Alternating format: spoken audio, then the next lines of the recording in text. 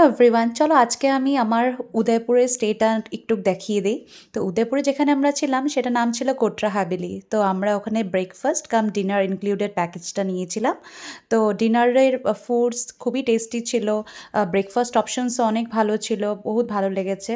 আর ডিনারের মধ্যে veg non veg দুটোই থাকতো। And the best part was that কি আমি ওখানে বসে রোজ সিটি প্যালেসের একটা নাইট ভিউ দেখতে পারতাম, যেটা আমার কাছে এত দারুণ লাগতো কি বলবো।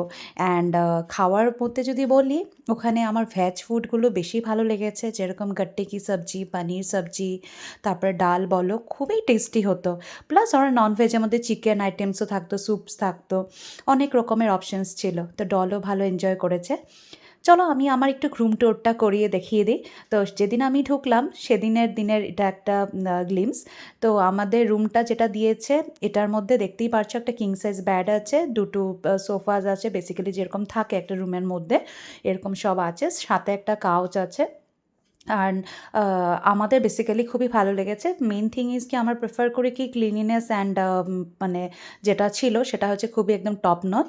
আর এটা ওদের একটু লবি জায়গা, যেখানে বসে আমি একটু ফটোশ্যুটও করে নিলাম। সাথে দেখতেই পাচ্ছ যে ওখানে ট্যারেস থেকে জগদীশ টেম্পল দেখা যায়, তারপর সিটি প্যালেস দেখা যায়। This is the night view.